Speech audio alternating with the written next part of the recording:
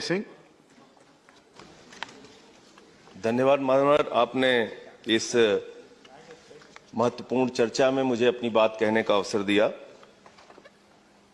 मान्यवर, रेलवे का अपना एक गौरवमयी इतिहास रहा है और अगर हम याद करें तो देश में कभी भी कोई आपदा की स्थिति आती है, रेलवे सबसे आगे आती है। कहीं कोई हिंसा की स्थिति आती है किसी क्षेत्र में, देश की सीमा पे युद्ध की स्थिति आती है, जवान को एक स्थान से दूसरे स्थान तक पहुंचाने की जिम्मेदारी रेलवे अपने कंधों पे उठाता है।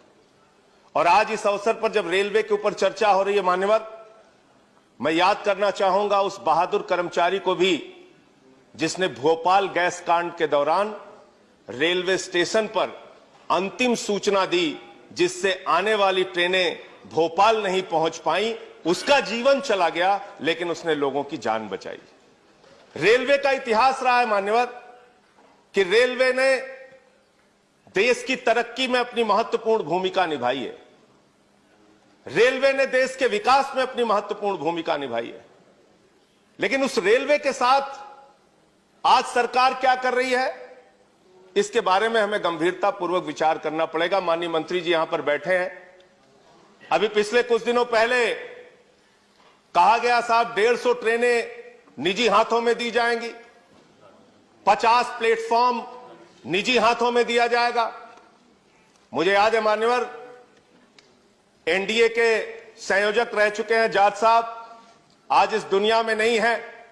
उनको श्रद्धांजलि देना चाहूंगा इस अवसर पर। 74 में उन्होंने बहुत बड़ी हड़ताल की थी और जो 1974 की हड़ताल थी मान्यवर रेलवे की, उस हड़ताल में मांग थी कि 5 लाख कर्मचारियों को पक्का करो। और तब रेलवे के नियमित कर्मचारियों की संख्या थी 15 लाख, ट्रेनों की संख्या थी 11,000। आज ट्रेन हो गई 22,000, कर्मचारियों की संख्या घटके हो गई 13 लाख। 74 से आज कर्मचारी हम नहीं बढ़ा पाए, रोजगार हम नहीं बढ़ा पाए। तकनीक हम बढ़ाने का दावा करते हैं लेकिन उस तकनीक से लोगों को रोजगार की वृद्धि कितनी हुई है हम नहीं बता पाए। निश्चित रूप से दुर्घटनाओं का जिक्र अभी हुआ, उसमें कुछ कमी आई है, अच्छी बात है। लेकिन ये सब कुछ निजी हाथों में करने पर आमादा क्यों रहते हैं आप? सब कुछ बेचने के लिए तैयार क्यों रहती है सरकार? कभी कहते हैं एयरपोर्ट बेच देंगे, कभी कहते हैं सेल बेच देंगे, कभी कहते हैं कोल बेच देंगे। अभी मान्यवर यस बैंक का घोटाला हुआ, लाखों लोगों के पैसे डूब गए और उस समय सरकार का तर्क आया, क्या करें साहब, ये तो निजी बैंक है, तो जो सरकारी रहता है उसको आप निजी कर देते हैं और जब निजी हो जाता है तो कह देते हैं ये तो निजी बैंक है, हम क्या करें? ये किस प्रकार की दोहरी व्यवस्था है?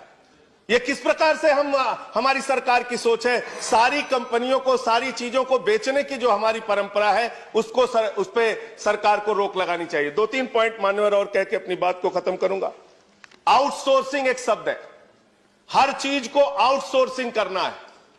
आउटसोर्सिंग कितना बड़ा एक बड़ा घोटाला है और कितना बड़ा एक कर्मचारियों के साथ धोखा है, इसके बारे में भी सरकार को विचार करना चाहिए।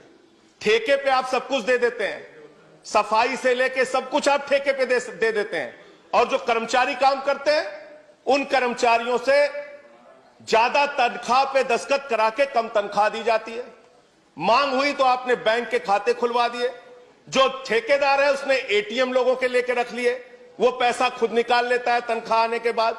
तो मेरा ये कहना है, ये एक आउटसोर्सिंग का जो नाम देके सारी चीजों को आप बाहरी व्यवस्था को निजी हाथों में देने का काम करते हैं, वो कर्मचारियों के साथ, ठेका मजदूरों के साथ एक बहुत बड़ा शोषण है।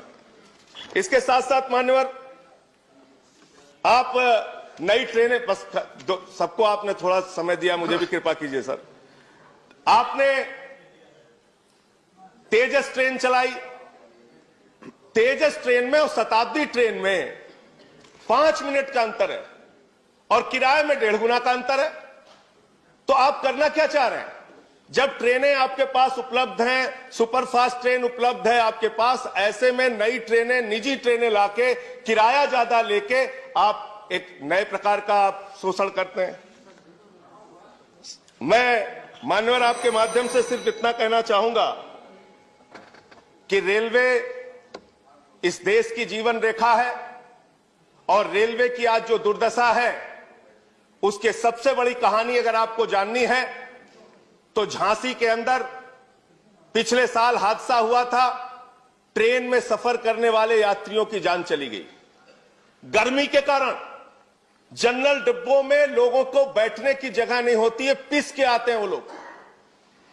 मैं आपके माध्यम से सरकार से सिर्फ इतना निवेदन करना चाहता हूं, अपने कमाऊ पूत को बेचने का काम मत कीजिए। आपका अगर कोई लड़का मेधावी है, तेज है, अगर हाई स्कूल में अच्छा नंबर पाया, इंटर में थोड़ा कम नंबर पाया, बीए में थोड़ा अच्छा नंबर पाया, एमए में थोड़ा और कम पाया, तो उसको चौराहे पे आप खड़ा करके नीलाम मत कीजिए। उस व्यवस्था को ठीक करने का काम कीजिए। रेलवे के कर्मचारियों पर भरोसा कीजिए। रेलवे को आगे बढ़ाने के लिए रेलवे कर्मचारियों को साथ में लेके जो सेवा अब तक वो करते आए हैं इस देश की, वो करने का काम कीजिए। रेलवे को हर चीज को निजी हाथों में बेचने की जो आपकी सोच है, उस सोच पर रोक लगाइए। मैं सिर्फ यही कहना चाहता हूं कि अगर आपको ठंड लगी है तो घर का किवाड़ा निकाल के उसको आग में जला के तापने का काम मत कीजिए। ये इसी प्रकार की व्यवस्था और इसी प्रकार की कार्रवाई आपकी है जो सारे सरकारी विभागों को आप निजी करते जा रहे हैं। बहुत बहुत धन्यवाद। श्री प्रफुल्ल पटेल।